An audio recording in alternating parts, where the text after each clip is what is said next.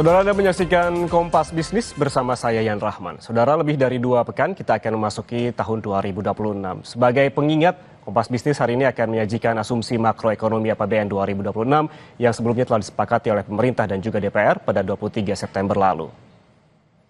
Seperti yang juga dirilis oleh Kementerian Keuangan, pertumbuhan ekonomi tahun 2026 ditargetkan mencapai 5,4%. Nilai tukar rupiah berada di kisaran Rp16.500 per dolar Amerika Serikat. Sementara itu, saudara, inflasi terkendali di level 2,5%, sedangkan harga minyak acuan di $70 Amerika per barel. Sebelumnya, saudara, dengan optimistis, Menteri Keuangan Purbaya Yudisadewa sempat bilang pemerintah akan terus mendorong pertumbuhan ekonomi mencapai 6% pada tahun 2026. Pelan-pelan kita akan bergerak makin cepat kan. Kemarin kan terjebak di 5%. Kita coba akhir bulan bisa nggak di atas 5,5. Ini tahun depan kita coba dorong ke arah 6% atau mendekati 6 atau lebih 6 lebih sedikit. Tahun depannya lagi dengan perbaikan iklim investasi dan lain-lain harusnya bisa lebih cepat lagi. Mungkin 2 tahun ke depan bisa antara 6 sampai 6,5. Tahun berikutnya lagi baru kita kebut. Akhir pemerintahnya bisa ke arah mendekati.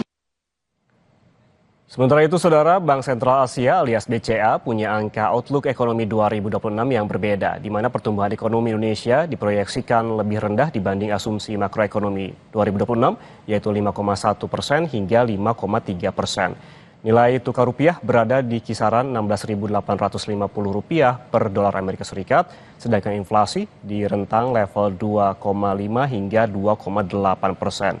Sementara itu, saudara, BI rate di level 3,75 hingga 4,25%.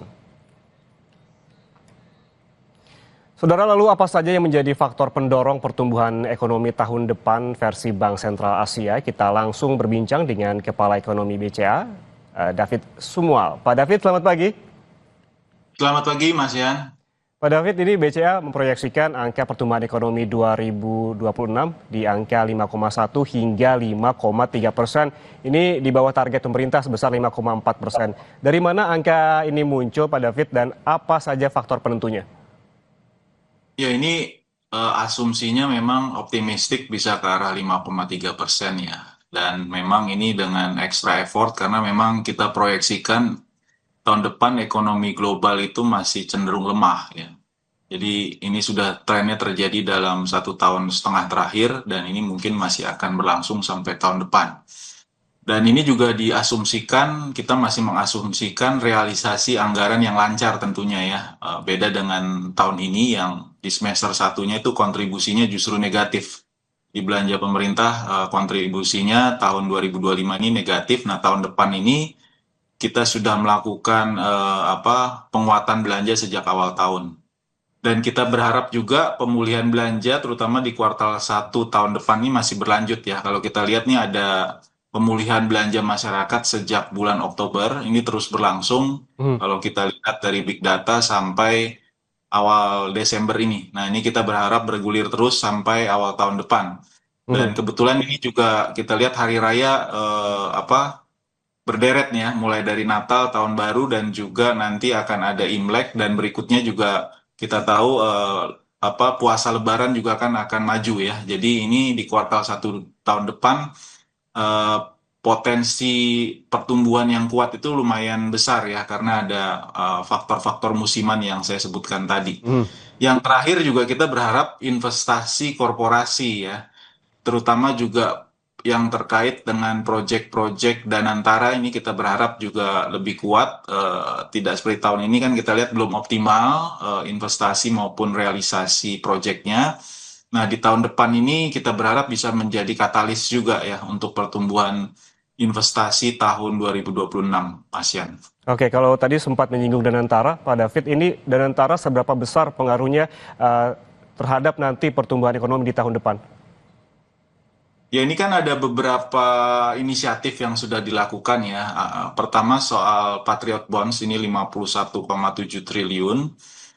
Dan kemungkinan nanti akan ada tahap kedua sebesar 15 triliun. Dan juga kita lihat proyek-proyek yang sudah sebenarnya digarap ya, disiapkan sejak tahun ini terkait waste to energy ini sampai total kan ada 33, lalu ada kilang minyak, proyek hilirisasi ada 18, infrastruktur digital dan seterusnya. Ini kita harapkan mulai bergulir di tahun depan karena ini kan dananya sudah dialihkan ya. Ini kan kebanyakan memang yang menjadi investor adalah perusahaan-perusahaan yang listing di bursa.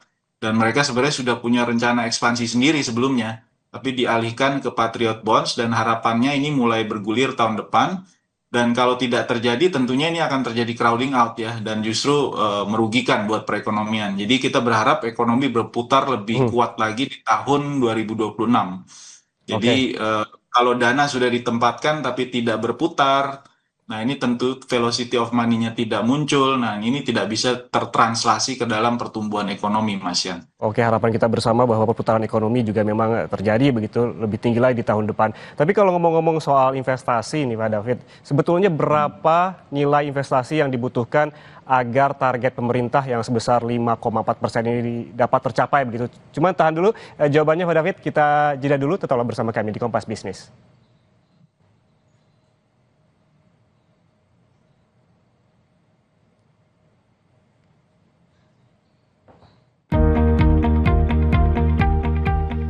PLN Unit Pelaksana Proyek Sulawesi Tengah memberikan edukasi kelistrikan kepada siswa SMK Negeri 3 Palu melalui program PLN Goes to School.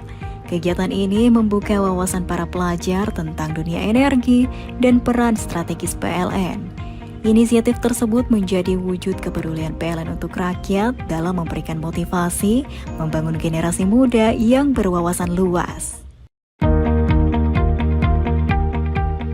PLN Unit Pelaksana Proyek Sulawesi Tengah memberikan edukasi kelistrikan kepada siswa SMK Negeri 3 Palu melalui program PLN Goes to School. Kegiatan ini membuka wawasan para pelajar tentang dunia energi dan peran strategis PLN. Inisiatif tersebut menjadi wujud kepedulian PLN untuk rakyat dalam memberikan motivasi membangun generasi muda yang berwawasan luas.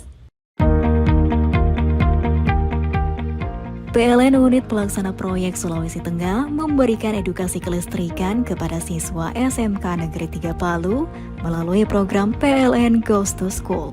Kegiatan ini membuka wawasan para pelajar tentang dunia energi dan peran strategis PLN.